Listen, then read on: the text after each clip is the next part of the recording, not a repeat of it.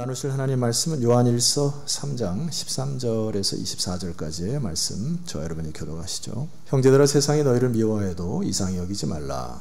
우리는 형제를 사랑함으로 사망에서 옮겨 생명으로 들어간 줄을 알거니와 사랑하지 아니하는 자는 사망에 머물러 있느니라. 그 형제를 미워하는 자마다 살인하는 자니 살인하는 자마다 영생이 그 속에 거하지 아니하는 것을 너희가 아는 바라. 그가 우리를 위하여 목숨을 버리셨으니 우리가 이로써 사랑을 알고 우리도 형제들을 위하여 목숨을 버리는 것이 마땅하니라. 누가 이 세상의 재물을 가지고 형제의 궁핍함을 보고도 도와줄 마음을 닫으면 하나님의 사랑이 어찌 그 속에 거하겠느냐. 자녀들아, 우리가 말과 혀로만 사랑하지 말고 행함과 진실함으로 사랑하자. 이로써 우리가 진리에 속한 줄을 알고 또 우리 마음을 주 앞에서 굳세게 하리니, 이는 우리 마음이 혹 우리를 책망할 일이 있어도 하나님은 우리 마음보다 크시고 모든 것을 아시기 때문이라. 사랑하는 자들아, 만일 우리 마음이 우리를 책망할 것이 없으면 하나님 앞에서 담대함을 얻고 무엇든지 구하는 바를 그에게서 받나니 이는 우리가 그의 계명을 지키고 그 앞에서 기뻐하시는 것을 행함이라. 그의 계명은 이것이니 그 아들 예수 그리스도의 이름을 믿고 그가 우리에게 주신 계명대로 서로 사랑할 것이니라. 그의 계명을 지키는 자는 주 안에 거하고 주는 그의 안에 거하시나니 우리에게 주신 성령으로 말미암아 그가 우리 안에 거하시는 줄을 우리가 아느니라. 아멘. 6월 한 달 동안 우리가 사랑이라는 주제로 말씀을 묵상하는데 저한테도 그렇지만 굉장한 도전이 있습니다. 사랑하며 살아가기가 어려우시죠? 네. 한 주간 동안 많은 유혹이 있으셨죠? 그리고 베기베기 꼴보기들이 있었죠? 네, 그럼에도 불구하고 제가 여러분의 기도 드린 것처럼 우리 마음을 다스리고 또 영으로 지배를 하시는 이 시간 되었으면 좋겠습니다. 문제는 우리가 너무나 많은 비본질적인 것에 마음을 빼앗긴다는 얘기고, 별일 아닌 부분에 대해서 마음을 상해하고 세월을 낭비하는 일들을 우리가 좀 줄여야 된다고 생각하는 것이죠. 그래서 지난주에 말씀드린 것처럼 이 말씀 한번 크게 선포해 봅시다. 굉장한 곱씹어도 진리 말씀인데 요한 1서 2장 17절 말씀, 자 크게 한번 선포해 봅시다. 시작. 이 세상도 그 정욕도 지나가되 오직 하나님의 뜻을 행하는 자는 영원히 거하느니라. 아멘. 그래서 우리가 자꾸 묵상해야 될 게 뭐냐니까, 내가 선택하고 판단하는 것이 마귀가 준 것인가 세상이 준 것인가, 이게 정욕인가 하나님의 뜻인가를 늘 물으셔야 돼요. 그래야만 실수를 하지가 않게 됩니다. 그래서 우리가 너무나 비본질적인 우리 마음에 빼앗기는 부분을 간단하게 우리가 착시 현상을 통해서 말씀 한번 드려볼게요. 우리 동영상을 잠깐 봐주시죠. 이게 달리는 말이 있는데 한번 보세요.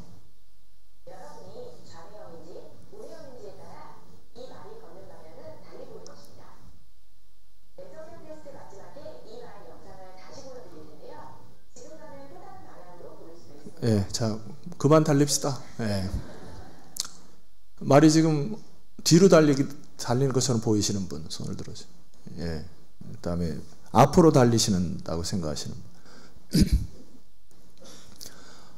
왜 주저하세요? 보이는 대로 뒤로 달리는 것처럼 보이는 분들은 운해형이에요. 그래서 창의력이 좀 뛰어나신 분이고, 앞쪽으로 달린 것처럼 보이는 분들은 이제 좌뇌형, 논리가 좀 뛰어나신 분들입니다. 목사님, 저는 둘 다 보이는데요. 그런 분들도 균형을 잘 잡고 있는 분으로 이렇게 되게 되는데, 많은 문제를 우리가 이게 말이 앞으로 달린지 뒤로 달린지 이 문제 갖고 싸운단 말이에요. 별일이 아닌데. 최근에 우리 한국교회 그리스도인들이 정말 조심해야 될 부분이 하나 있습니다. 그게 바로 이념의 논쟁이에요. 진영의 논리. 파랑당, 빨강당에 속할 수는 있고 본인이 그분에서 지지할 수는 있으나 그것을 가지고 교회 안에서 다툼이 있거나 갈등을 일으켜서는 안 돼요. 오늘 우리 아가페 찬양의 소리를 들으셨지 않습니까?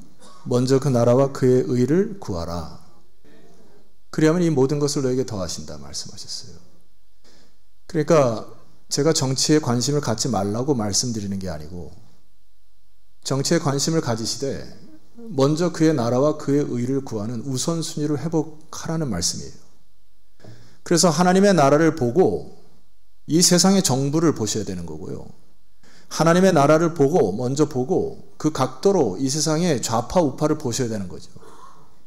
거기에 마음 빼앗기다 보면 하나님 나라보다도 이 세상의 정부나 정치의 마음을 빼앗기게 되니까 교회에 혼란이 있게 되는 것입니다. 성도 여러분, 우리는 우선순위에서 밀리면 안 되는 것이에요.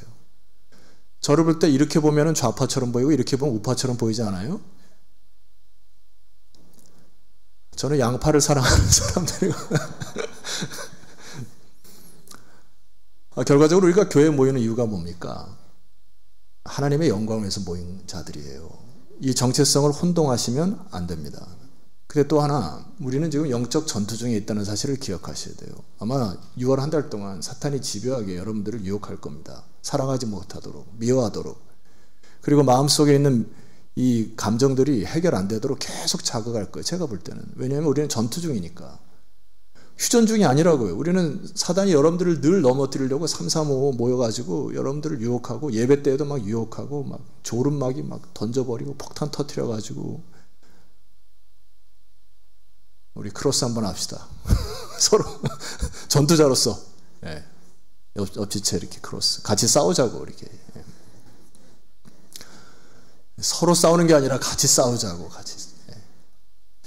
이게 초대교회의 여러 가지 다방면으로 이 싸움을 걸어온 게 뭐냐니까 2주 전에 말씀드린 영지주의인데 영지주의가 구원을 지식적으로 받아들이는 거 아닙니까? 그러니까 이게 너희가 깨달으면은 구원에 이른다 얘기거든요. 이건 반쪽입니다. 그렇게 구원에 이르는 게 아니에요. 그러니까 이게 신학적 논쟁이 교회 안에 붙은 거죠. 근데 이게 지식적인 갈등뿐만이 아니라 문화적 갈등이 있겠죠. 왜냐하면 유대인들, 정통 유대인들, 그 다음에 헬라인들, 그리고 가나안인들 막 이들이 섞여서 이제 교회 오니까 자기들의 문화가 좋다고 계속 그렇게 얘기하는 거거든요. 일전에 제가 그 이스라엘 그 사원에 한번 갔더니 그 앞에서 한여름인데 저는 정말 답답해서 힘들었어요. 왜냐하면 꼭 그 사원을 들어가야 되면 긴팔을 입어야 된다는 얘기예요. 그래서 반팔을 입고 들어가려고 하는데 다 막아가지고 긴팔을 입고 더운 여름에 그거 왜 그렇게 하는 거죠? 사실 여러분 제가 가운을 입었는데 벗으면 안 됩니까? 왜 그렇게 쳐다보세요? 이게 벗는지 문제인지 이게 크게 중요한 얘기는 아니란 얘기예요. 찬송을 볼 때 박수를 쳐야 되는지 말아야 되는지 어느 분은 박수 쳤다고 시험 들어서 교회 안 나오는 분이 있고 기도를 하는데 같이 막 세게 통성으로 기도하는데 왜 통성으로 기도하냐? 나 불편하다. 나는 조용히 그럼 혼자 기도하시면 돼요. 같이 모였을 때 통성 이게 별일 아닌데 서로 마음에 부대끼고 이게 서로 싸우는 거나 옳지 않다 얘기입니다. 제가 좋아하는 목사님 한 분이 명대답을 한 게 있어요. 교인들이 처음에 와가지고 대한민국으로 왔는데 또 이것저것 갈등 있고 싸우니까 그 당사자를 불렀대요. 그래서 도대체 왜 이렇게 싸우냐 그러니까 아니 제가 하나님 영광에서 이렇게 하려는데 저 사람이 이렇게 하고 막 말을 막 서로 막 이제 불씨가 안 꺼지는 거예요. 그래서 목사님이 한마디 하셨대요. 너무 잘하려고 하지 말고 따라 하실까요? 너무 잘하려 하지 말고 사랑하면서 하자. 너무 잘하려다 보니까 이게 막 마음이 부대끼는 거 아니에요. 여러분 교회가 사랑에 빠지면 아무것도 아닌 것입니다. 갈등이 일어나고 분쟁이 일어날 수는 있지만 그것으로 인하여서 우리가 힘을 빼는 건 아니에요. 초대교회가 문화적인 갈등뿐만 아니라 정치적 갈등이 당연히 있었겠죠. 왜냐하면 로마의 압제 시대에 있었기 때문에 로마 정부를 위해서 기도를 해야 되냐 말아야 되냐. 이 정치가들을 위해서 우리가 힘을 보태야 되냐 말아야 되냐. 이게 굉장히 갈등이 컸었겠죠. 이때 사도 요한이 우리에게 해법을 줍니다. 그게 오늘 본문 말씀인데 3장 1절부터 읽으셔야 돼요. 우리 1절 말씀을 큰 소리로 읽읍시다. 자, 시작. 보라 아버지께서 어떠한 사랑을 우리에게 베푸사 하나님의 자녀라 일컬음을 받게 하셨는가? 우리가 그러하도다. 그러므로 세상이 우리를 알지 못함은 그를 알지 못함이니라. 뭐라고 얘기합니까? 우리는 하나님의 자녀라고요. 그래서 여기 뭐라고 강조합니까? 우리가 그러하도다. 진영의 논리를 넘어설 수 있는 것은 우리는 하나님의 자녀로 이 세상을 살아가는 것입니다. 하나님의 사랑을 입은 자로서 주목하게 하죠. 보라! 아버지께서 어떠한 사랑을 우리에게 베푸셨지 않냐. 너희들은 사랑받은 존재로 하나님의 자녀이니라. 그래야말로 우리에게 뭘 또 얘기하냐면은 2절 말씀 보니까 사랑하는 자들아 우리가 지금은 하나님의 자녀라 장래에 어떻게 될지는 아직 나타나지 아니하였으나 그가 나타나시면 우리가 그와 같을 줄을 안다. 그의 참모습 그대로 볼 것 그날을 기대하면서 3절 말씀 보니까 주를 향하여 이 소망을 가진 자마다 그의 깨끗하신과 같이 자기를 뭐하느니라? 깨끗하게 하시느니라. 무엇이 먼저냐면 자기를 깨끗게 하는 게 먼저가 아니에요. 주의 소망을 가진 것들을 묵상하고 그것을 알 때 우리는 자기를 깨끗게 하는 힘이 생긴다는 얘기입니다. 여러분 이 소망이라는 게 뭐죠? 제가 이번 한 주간 동안에 장례를 2번 집도를 하고 왔습니다. 저는 장례를 갈 때마다 굉장히 마음속에 소망이 생기죠. 물론 죽음 앞에서 우리는 많은 슬픔과 때로는 후회함과 안타까움들을 겪지만은 말씀을 묵상하고 그들에게 선포할 때 장례를 끝나고 돌아올 땐 저 안에 소망이 있죠. 아 그래 이 세상은 죽음도 하나님의 나라에서는 힘을 못 쓰는구나. 이별의 아픔도 삶의 고통도 삶의 무게도 하나님 아버지의 권세로 우리를 주의 자녀 삼으신 권세 앞에서 힘을 못 쓰는구나. 이 소망을 가진 자마다 자기를 깨끗하게 할 수 있는 힘이 생기는 것이죠. 여러분 그래서 소망을 묵상하는 겁니다. 우리는 예배 때에도 주님께서 베푸신 소망 말이에요. 천국에 올라가면 우리가 어떤 형체로 될지 모르겠지만 부활체로 된다고 기록되어 있잖아요. 예수님이 부활체의 모습으로 시공간을 초월하고 영원토록 그를 즐거워하면서 그곳에 산다는 것을 생각만 해보세요. 너무나 기쁘죠. 그래서 여러분 우리는 이 세상을 살면서 자기를 깨끗게 하는 율법적인 의식으로 살아가는 것이 아니라 소망을 가지시는 여러분 되시기를 소망합니다. 그래야 그 기쁨으로 인하여 저급한 것들을 물러칠 수 있는 거예요. 커피의 원리가 그렇더라고요. 제가 최근에 저한테 이제 콩을 볶아다 주는 분이 계셔가지고 작년부터 드립커피를 좀 마시고 있거든요. 드립커피 알란가 모르겠어요. 드립커피를 마시다 보니까 이제 바깥에서 이 아메리카노 이런 걸 못 먹겠더라고요. 왜 못 먹을까요? 써! 커피를 왜 먹는지 모르겠어. 써서. 근데 드립커피를 먹으니까 이 퀄리티가 높아지고 뭐 그 안에 있는 뭐 불순물 이런 걸 다 하니까 참 좋더라고요. 그래서 하루에 한두 잔 정도를 마시는데 이게 좋은 걸 마시면 저급한 것이 싫어지게 됩니다.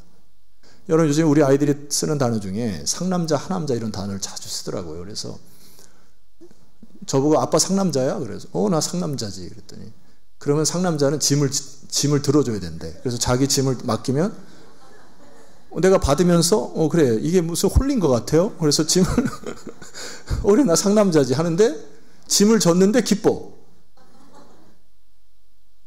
짐을 2개나 졌는데 기뻐. 이 사랑의 원리가 원리지 않은가 싶어요. 하나님의 자녀로서 이 세상 살아가는 게 때로는 짐을 지지만 기쁘다라고 하는 것이잖아요. 이게 참 기쁘잖아요. 결국 이 세상의 사람들 2가지 분류가 됩니다. 하나님의 자녀인지 사단의 자녀인지. 자 10절 말씀에 그 얘기를 사도 요한이 하는 거예요. 이러므로 하나님의 자녀들과 마귀의 자녀들이 드러나나니 무릇 의를 행하지 아니하는 자나 또는 그 형제를 사랑하지 않는 자는 하나님께 속하지 아니하여 마귀의 일을 한다라고 하는 것. 자 우리 11절 여러분이 한번 같이 읽어보겠습니다. 자 시작. 우리는 서로 사랑할지니 이는 너희가 처음부터 들은 소식이라. 예, 이게 서로 사랑하는 것이 자녀의 특성인데 권면을 하나 합니다. 그게 이 12절 말씀 보니까 가인과 같이 하지 말라. 그는 악한 자에게 속하여 그 아우를 죽였으니 어떤 이유로 죽였느냐? 자기의 행위는 악하고 그의 아우의 행위는 의로움이니라. 결과적으로 마귀의 자식이 됐다는 얘기입니다. 가인이 마귀 자식이 됐다. 그러니까 가인과 아벨로 시작된 하나님께 드렸던 예배의 현장 속에서 사단의 자식이 된 것처럼 가인과 같이 하지 말라 이렇게 얘기하거든요. 자, 이 창세기로 돌아가 보게 되면은 가인과 아벨의 제사 속에서 우리가 주목해야 될 것이 있습니다. 창세기 4장 4절 보니까 성경이 이렇게 기록해요. 아벨과 그의 제물은 받으셨으나 5절 보니까 가인과 그의 제물은 받지 아니하신지라. 뭘 받으셨다는 겁니까? 그 사람을 받았다는 얘기예요. 제물을 받은 게 아니고 그 사람의 중심과 마음의 동기를 받았다. 그렇다면 가인이 도대체 뭔 잘못했을까요? 창세기 4장 3절에 보니까 땅의 소산으로 제물을 삼아 여호와 앞에 드렸다 이렇게 표현되는데, 유대인들의 문헌에 보니까 유대인들은 이것을 어떻게 해석하냐면은 땅의 소산물 가운데 남은 것을 가지고 하나님께 제물로 바쳤다고 기록하고 있습니다. 땅의 소산물 가운데 남은 것을 가지고 하나님께 제물로 바쳤다. 뭐가 안 맞죠? 최소한 우리가 어르신들이나 부모들하고 식사를 할 때, 어디 좋은 데 갈 때 우리 마음의 중심으로 그를 사랑한다는 표현은 먼저 좋은 것을 드리는 것이 예의인 것이죠. 먹다 남은 것을 드리는 것은 예의 아닙니다. 제가 어렸을 때 일전에도 말씀드렸지만 한 반에 한 70명이 있었는데 급식을 받지 못하는 아이가 한 3, 4명이 됐어요. 돈이 없어서 급식비를 못 내가지고. 제가 그 중에 하나여가지고 친구들이 이제 소보루빵하고 뭐 이제 그 우유하고 이렇게 마시 얼마나 부러운지 모르겠어요. 근데 친구가 이렇게 먹다가 나를 보고 힐끗 주면 제가 받아 먹을게요, 안 받아 먹을게요? 더러워서 안 받아 먹어요. 근데 밥 먹기 전에 야, 너 오늘 밥 사왔구나. 그래서 빵을 이렇게 잘라주면 제가 받아 먹을게요, 안 받아 먹을게요? 받아 먹었겠죠. 기분이 먹다가 주면 먹지 않아요. 사람도 이런데 말입니다. 하물며 나를 창조하신 하나님 앞에 자기가 먹고 다 찌끄러기, 평소에는 안중에도 없다가 경외함도 없고 하나님을 존중히 여기지도 않은 상황에서 하나님 앞에 다 남은 찌끄러기 갖다가 대충 하나님 앞에 나와서 드리는 그분의 중심을 하나님께서 보셨다라고 하는 얘기죠. 가인의 입장에서 보면 좀 이해가 가는 부분이 있습니다. 왜냐하면 이게 아담과 하가 죄를 짓고 나가지고 땅이 저주를 받지 않습니까? 그러니까 땅이 이제 엉겅퀴를 내고 막 가시나무를 내니까 막 일을 할 때 힘들었겠죠. 막 땀을 흘리고 막 입에서 욕이 나오는데 이 사람이 이제 특징이 이런 것 같아요. 그냥 추측을 해보는 겁니다. 왜 하필 우리 아버지는 선악과를 따드셨을까? 왜 하와는 아담을 꼬셨을까? 그분들만 잘했으면 내 인생이 이렇게 안 되는데 하고 막 땅을 개간하면서 원망과 불평이 쏟아내지 않았을까요? 그런데 성경이 참 얄궂은 것은 뭐냐니까 아담이 930살까지 살았단 말이에요. 성경의 기록이. 근데 아담이 충실하게 일을 했다 이런 표현이 하나도 없고 그냥 아담은 낳고 누구 낳고 그러다가 하나님 표현을 가는 거예요. 저분은 아만 낳고 하늘에 갔구나 막 이러면서 이제 땅을 파면서 가인이 그냥 부모를 원망하기 시작하는 겁니다. 좀 느껴지나요? 이게 부모를 원망하는 게 위험합니다. 왜냐하면 위로부터 주시는 권위를 무시하기 때문에 하나님의 권위도 무시하기 시작한 것이죠. 여러분, 이제 가인의 입장에서는 하나님 없이 인생의 빈자리를 자기 힘과 자기 노력으로 자기의 지식으로 살아가려고 하는 대표적인 인간상으로 자리매김하기 시작합니다. 그래서 하나님 평가가 하나가 있어요. 그게 뭐냐니까 창세기 4장 7절에 보니까 하나님이 이렇게 얘기하십니다. 이 부분 같이 읽어볼까요? 자, 시작. 내가 선을 행하면 어찌 낯을 들지 못하겠느냐. 여기 동사가 미완료형인데 미완료형이라는 것은 계속 반복된다는 얘기입니다. 그러니까 이걸 제가 두 가지로 풀어서 해석을 해봅니다. 네가 하나님을 기억하고 그를 의지했더라면 어찌 내 앞에서 낯을 들지 못하겠느냐. 이게 하나님의 질문이고, 두 번째, 내가 믿음의 바른 삶을 계속 살아왔다면 어찌 너와 내 재물이 받아들여지지 않겠느냐. 그러니까 믿음의 재물이 아니라는 것입니다. 하나님을 인정하거나 하나님을 믿는 믿음의 재물이 아니고 자기 멋대로 삶을 살다가 자기 방식대로 인생을 다 살아버린 것이죠. 그것은 마귀의 자식이라고 하는 것입니다. 그래서 오늘 사도연이 다시 한번 강조하죠. 3장 10절을 읽어보겠습니다. 자, 시작. 가인과 같이 하지 말라. 그는 악한 자에게 속하여 그 아우를 죽였으니 어떤 이유로 죽였느냐? 자기의 행위는 악하고 그의 아우의 행위는 의로움이니라. 가인의 행위는 악하다라고 하는 걸 제가 헬라어 성경을 보니까 이것도 미완료형으로 쓰였어요. 제가 그래서 풀었는데 n이라고 하는 동사인데 이것은 영어의 비동사인데 이 비동사가 aim이 I am 할 때 나는 무엇이다 라고 하는데 계속 미완료형으로 쓰였어요. 그러니까 이게 무슨 말이냐면은 제가 이걸 또 풀었습니다. 결론이에요. 일상의 삶 속에서 하나님을 알되 하나님을 경외하지도 않고 자기 멋대로 하나님과 상관없이 악을 계속 행했던 사람 누구? 가인입니다. 하나님과 관계없는 삶. 나의 목적, 나의 비전, 나의 삶, 나의 돈, 나의 시간 다 나의 것이고 그냥 하나님은 가끔 기억나는 정도로 갖다 먹다 남은 거 찌끄러기 갖다 바치면 되는 존재로 그렇게 알고 이 세상을 살아가는 사람. 하나님이라는 사람은 알되, 하나님이라는 신은 알되 하나님과의 관계가 전혀 없었던 사람, 가인입니다. 하나님을 알지만 사단의 자식이에요. 반대로 하나님의 자녀라는 것이 무엇입니까? 아벨을 통해서 말씀드려볼게요. 창세기 4장 4절 화면을 보세요. 아벨은 자기도 양의 첫 새끼와 그의 기름으로 드렸다. 이 표현이 있는데 두 가지를 기억하셔야 합니다. 첫 번째는 양의 첫 새끼라고 하는 것은 히브리어 어원상, 뉘앙스상 가장 뛰어난 것 표현입니다. 우두머리, 경외하는 마음이죠. 그 다음에 그 기름으로 드렸다 했을 때 이것은 복수로 쓰여 있습니다. 그러니까 하나님 앞에 드렸을 때 가장 뛰어난 것으로 그의 마음을 담아 아버지 앞에 올려드렸던 하나님과의 관계가 있었던 사람, 아벨입니다. 그래서 히브리서 기자는 아벨의 제사를 보고 이렇게 평가합니다. 히브리서 11장 4절. 믿음으로 아벨은 가인보다 더 나은 제사를 하나님께 드림으로 의로운 자라 하는 증거를 얻었으니 하나님이 그 예물에 대하여 증언하심니라. 그가 죽었으나 다같이 그 믿음으로써 지금도 말하느니라. 무슨 얘기입니까? 아벨의 인생의 주인이 하나님이었다는 얘기예요. 그래서 그가 살아있는 존재,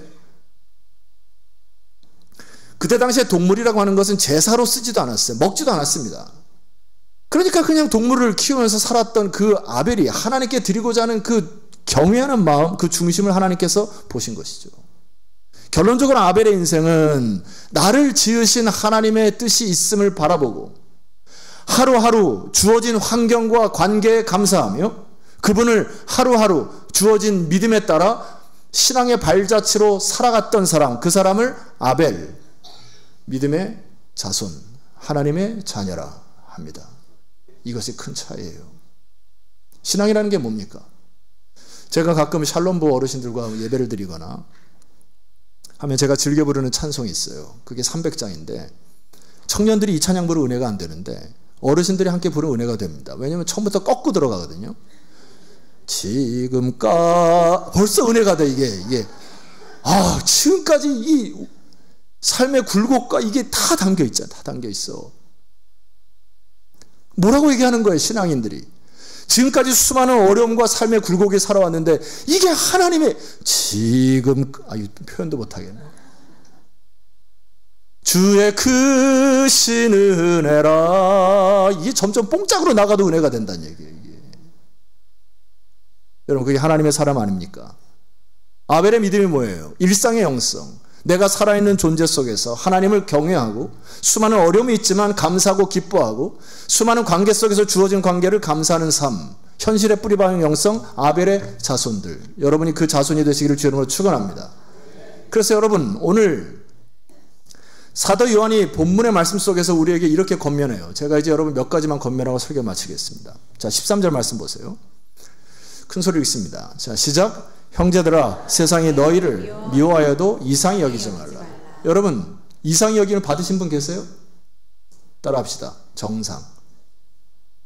전도본들 여기 계신데 전도본들 광명실 일대를 전도하다가 무시를 당하거나 이상하게 여기는 받으신 분 계시죠?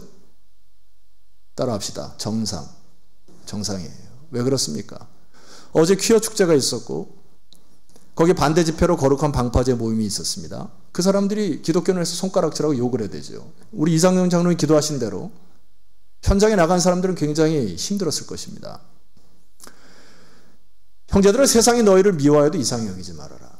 예수님께서 제자들에게 얘기했어요. 너희를 미워하는 게 아니라 나를 미워하는 거다. 나를 미워하기 때문에 당연히 너희를 미워할 거야. 왜 그럽니까? 세상은 어둠이에요. 죄를 죄라 얘기하지 않습니다. 그런데 주님이 오셔서 죄를 죄라 얘기하는 거예요. 어둠의 모든 것을 다 드러나게 하는 겁니다. 그들의 민낯을 드러나게 해서 회개를 통해서 하나님께 오라고 하셨는데 이 어리석은 인간들이 자기의 죄를 드러날 때 수치심이 있으니까 예수님과의 관계를 끊어버리고 손가락질을 하기 시작합니다. 그게 십자가의 저주 아닙니까? 그리스도인들도 마찬가지예요. 말씀대로 살라고 서로 사랑하자고 하니까 거부하기 시작하는 것입니다. 그러니까 여러분들이 이상히 여기는 게 맞아요. 친척들한테도 이상한 눈초리로 보이시죠? 정상. 우리가 어떻게 살아가야 됩니까? 방법이 없어요. 14절에 이렇게 얘기합니다. 이제부터 큰 소리로 선포 안 하면 설교 5분씩 늘어나도록 하겠습니다. 14절 시작. 우리는 형제를 사랑함으로 사망에서 옮겨 생명으로 들어간 줄을 알거니와 사랑하지 아니하는 자는 사망에 머물러 있느니라. 무엇을 알라고 얘기하는 것입니까? 너희들은 사망에서 옮겨 생명으로 이미 옮겨진 자들이다. 여기 생명이라는 단어는 헬라어 단어에 두 가지 단어가 있어요. 비오스라고 하는 단어는 육체적 생명을 의미하는 거고, 조에라고 하는 건 영적 생명입니다. 우리는 육적으로 지금 눈을 뜨고 있지만 하나님께서 예수 그리스도를 통해서 여러분들을 사망에서 생명, 조에, 하나님의 영적 생명으로 옮겨서 하나님의 자녀 삼으셨다. 우리는 그래서 더 이상 사망에 머물러 있지 않고 서로 사랑하는 존재가 되는 것이다. 15절 말씀 보세요. 그 형제를 미워하는 자마다 살인하는 자니 살인하는 자마다 생명이 그 속에 거하지 않은 것을 너희가 아는 바라 했습니다. 여러분, 최근에 제가 이제 교구 수련회를 참석해보고 그다음에 이교구 젊은 부부 수련회 인도하니까 참 부부 생활이 쉽지 않더라고요. 근데 이 결혼을 통해서 여러분들이 좀 착각하는 게 있는데, 결혼을 사랑해서 결혼했습니까? 결혼해서 사랑하려 합니까? 감정이 막 올라와서 이 여인 남편 아니면 안 된다고 생각해서 했습니까? 아니면 살아보니까 감정이 막 올라와서 결혼했습니까? 뭔 질문하는지 잘 모르겠죠. 제가 지난주 읽었던 교회는 관계다라는 책을 읽어보니까 여기에 이제 한 결혼이란 정의를 이렇게 내려놨어요. 제가 읽어볼게요. 결혼이란 그들을 행복하게 해주는 것이라 생각하는 사람이 많지만은 실제로 결혼은 그들을 거룩하게 하기 위한 것이라 주장한다. 나의 결혼 생활만 보아도 그렇다. 이건 내가 아니고 이 저자. 행복한 일들도 많았지만 하나님이 아내를 통해 나를 더 성결하게 하신 것도 분명한 사실이다. 뭐에 좀 강조점이 있죠? 결혼을 통해서 내가 행복하기만 해서 살았는데 그게 아니고 하나님의 언약 가운데 이 배우자를 주셔서 거룩하게 만들어가는 하나의 과정이 결혼의 모습이라고 이렇게 비추는데 동의가 되더라고요. 결혼하고 나서 지금까지 계속 행복하십니까? 얼굴들이 갑자기 안색이 안 좋으세요. 때로는 마음에 안 들고 힘들지라도 우리가 살아내야 하는 이유가 뭐죠? 거룩해지기 위한 것입니다. 나를 저 사람이 사랑하지만 때로는 나의 부족한 부분을 비춰주기도 하고, 그러니까 깎여지고 해서 우리가 거룩함을 하나님께 나아가는 게 결혼 제도인 것이죠. 결혼 제도 안에서 우리가 육적으로만 계속 있으면 감정에 충만한 겁니다. 늘 좋아야 돼, 늘 해피해야 되고. 그렇지 않아요. 어떻게 결혼이 늘 해피합니까? 거기는 갈 데가 딱 한 군데 있어요. 저기 하얀 집. 늘 해피하면 하얀 집 가시면 돼. 혼적으로 우리 가정이 지배돼서도 안 됩니다. 정신세계적으로 정신적으로 막 충만하면은 이거는 자아가 강해지게 돼 있어요. 그래서 늘 자기 중심적으로 상대방을 평가하게 됩니다. 가정이나 교회나 다 하나님의 영으로 지배를 받으시기를 주님으로 축원합니다. 영적으로 지배를 받을 때 비로소 평화가 찾아오는 거예요. 자아가 꺾이기 시작합니다. 육적인 욕망이 사라지기 시작해요. 자, 그래서 사도 요한이 초대교회와 오늘 서울 만석교회에 던져지는 메시지가 뭐냐니까, 이거는 양보해서는 안 된다. 뭘 양보해야지 안 되냐면은, 자, 16절 말씀 보세요. 큰 소리로 선포합니다. 자, 시작. 그가 우리를 위하여 목숨을 버리셨으니 우리가 이로써 사랑을 알고 우리도 형제들을 위하여 목숨을 버리는 것이 마땅하니라. 아멘은 어떻게 한 분도 안 하세요? 주님의 사랑이 우리를 위하여 목숨을 버리신 것을 너희가 알지 않냐. 그럼 우리가 형제를 해서 목숨을 버리는 것이 마땅한 것도 주님께서 주시는 사랑의 힘이니라. 그래서 우리는 아멘 하고 성령이여 지배하여 주옵소서, 그렇게 가는 겁니다. 구체적으로 17절, 누가 이 세상의 재물을 가지고 그 형제의 궁핍함을 보고도 도와줄 마음을 닫으면 안 된다는 얘기예요. 성령이 여러분의 마음을 열 때 여러분이 의식적으로 닫으시면 안 됩니다.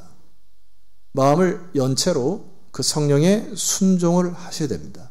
왜냐하면 하나님의 사랑이 어찌 그 속에 거할 수가 없어요. 여러분들이 마음의 창문을 계속 닫아버리면 하나님의 사랑이 여러분을 움직일 수가 없다는 얘기입니다. 자, 그래서 그런 사람들을 뭐라고 했냐면 18절에 오늘 읽어보세요. 자, 시작. 자녀들아, 우리가 말과 혀로만 사랑하지 말고 행함과 진실함으로 하자. 마음을 닫아서 하나님의 사랑이 꽉 차지 못하면 여기 보니까 말과 혀로만 사랑하는 사람이 된다. 요즘에 아이들의 말로 아가리 파이터가 된다. 입으로만 한다. 입으로만 싸운다. 사랑의 열매를 거두지 못하고 늘 입으로만 얘기한다. 하나님의 사랑이 거하지 않아서 그래요. 문을 닫아버려가지고. 그러나 뭐라고 얘기합니까? 행함과 진실함으로 살아가는 것이 우리다. 여러분, 마지막으로 여러분이 알아야 될 것이 있어요. 19절 말씀 보니까 제가 강조합니다. 이로써 우리가 어디에 속했다고요? 진리에 속했다고. 여러분, 하나님의 자녀로 우리는 진리에 속한 줄을 알고, 그래서 우리의 마음을 주 앞에서 굳세게 하셔야 됩니다. 이유가 하나예요. 20절 말씀 보니까 이는 우리 마음이 혹 우리를 책망할 일이 있어도, 좀 꺼리낌이 있을지라도 주님의 진리 안에서 내가 행했던 언어와 행동은 하나님은 우리 마음보다 크시고 모든 것을 아시기 때문에 우리의 마음을 굳세게 해주실 것이다. 사이클을 회복하셔야 돼요. 사랑의 사이클. 하나님 마음에 주시면 그 마음의 문을 닫지 말고 열어. 그것을 행함과 진실함으로 행하면 다른 사람과의 관계가 회복되고, 그 회복된 관계가 또다시 사랑을 일으키는 사랑의 서클, 이런 사랑의 사이클을 회복하는 여러분 되었으면 좋겠습니다. 그것이 하나님의 자녀에 대한 권세와 특징이에요. 예, 마지막으로 제가 도전받은 말씀 드리고 찬양 드리기 원하는데 22절 말씀 한번 읽어볼까요? 자, 시작. 그에게서 받나니 이는 우리가 그의 계명을 지키고 그 앞에서 기뻐하시는 것을 행함이라. 아멘. 여러분, 이게 아멘이 됩니까? 무엇이든지 구하는 바를 그에게서 받는데, 이는 그 조건이 있잖아요. 이게 이제 이 원리. 우리가 그의 계명을 지키고 그 앞에서 기뻐하는 것을 행할 때 우리가 무엇이든지 구하는 바를 받는다. 이렇게 해석하셔야 되거든요. 그래서 23절을 보니까 그의 계명은 이것이니 곧 그의 아들 예수 그리스도 이름을 믿고, 진리를 믿고 여러분이 알고 그가 우리에게 주신 계명대로 서로 사랑해야 된다. 그럼 사랑이 우리 안에 들어와서 충만하게 되면 이런 뜻이잖아요. 24절 그의 계명을 지키는 자는 주 안에 거하고 주는 그 안에 거하심으로 우리에게 성령으로 말미암아 그 안에서 거하시는 우리가 알므로 주님이 작동하여 주님께서 주신 힘과 능력으로 인생을 살아간다고 하는 얘기죠. 한 가지 도전의 말씀 드릴게요. 제가 어제 이 말씀을 준비하고 한 11시쯤 이제 개인 묵상을 하는데 이제 한 인물이 떠올랐습니다. 그 인물이 누구냐면은 제가 이제 영국의 브리스톨에서 공부를 하고 이제 사역을 거기서 했는데, 목회를 했는데, 제가 어느 날 그쪽에 이제 제가 목회했던 그 교회가 이 조지 뮬러라고 하는 분이 세운 세 번째 교회거든요. 거기에서 목회를 했는데 이분이 세웠던 고아원을 한번 찾아봐야 되겠다. 그래서 주소를 가지고 갔는데 못 찾았어요, 처음에. 그래서 친구들하고 갔는데 딱 만난 그 그림 하나를 제가 준비해 왔는데 이 그림입니다. 제가 깜짝 놀랐어요. 고아원 하면 보통 우리가 뭐 1층, 2층, 3층 이런 저택이나 조그만 마당 있는 곳을 생각하는데 저게 조지 뮬러가 세웠던, 그러니까 19세기 말에 1만 명 아이를 키운 고아원입니다. 저는 저게 고아원일지 상상도 못했어요. 저 주변을 맴돌면서 고아원을 확인하려 했는데 주소지가 저기더라고요. 오늘날 저 고아원이 이제 리빌딩 해가지고 칼리지로 사용하고 있습니다. 대학 캠퍼스로. 조지 뮬러의 일기에 보면 이렇게 기록한 게 있어요. 하나님께서는 나로 하여금 과거 50년 동안에 20만 달러의 구제를 함께 하셨다. 1830년 때부터 하나님이 역사하셔가지고 50년 동안 1만 명의 아이들을 키우는데 하나님이 공급하신 것으로 모든 것을 사용했다. 뭐가 작동한 거죠? 사랑입니다. 내가 키우려고 하니까 뭐 재정의 한계나 이런 게 다 있지 않습니까? 여러분, 우리 인생도 크리스찬도 마찬가지라는 생각이 드는 거는, 내가 이 정도 벌어서 이만큼 움켜져서 이렇게 하려다 보니까 늘 고만한 크게 머물지 않습니까? 이 조지 뮬러의 기도가 5만 번 기도의 응답이라고 하는 거는, 내가 그 안에 거하고 그가 내 안에 거하니까 사랑의 마음이 꽉 차니까 고아 아이들에 대한 사랑이 흘러넘치고 주변의 사람들의 사랑이 흘러넘치니까 하나님께서 부어주시는 것으로 인생을 사는 축복이 있었다. 사랑이 없이는 아무것도 아니다. 결과적으로 내가 움켜진 인생을 살다 보니까 그냥 요만한 물 안에서 아둥바둥 살았는데 그러지 않았으면 좋겠다. 서울 반석교회 성도 여러분, 입을 크게 여시기를 주님으로 축원합니다. 여러분 인생도 자녀들도 마찬가지라고 생각해요. 하나님의 사랑을 흘러넘치게 하는 자 하나님께서 책임져 줄 줄 믿습니다. 이 믿음 가지고 하나님께 찬양 드리기 원해요. 우리 자리에 일어서 일어나십시다. 이 시간 이렇게 기도합시다. 하나님, 내 안에 사랑에 메말라 형제를, 내 옆에 있는 자를 사랑하기도 힘겨운 인생을 살고 있지는 않은지 하나님, 내 마음속에 주의 사랑이 흘러넘치게 하옵소서. 아멘. 주의 진리를 알게 하옵소서. 아멘. 나를 위하여 목숨 바친 그 사랑이 내 안에 충만케 하여 주님의 사랑을 실천하고 주님 맡기신 사명 감당하다 주님 품에 안기는 영광스러운 인생 살게 해달라고 여러분 이 시간에 가슴에 손을 얹고 주여, 내 가슴에 주의 사랑을 불어넣어 주시옵소서. 우리 주여 한번 간절히 부르시고 기도하며 나아갑니다.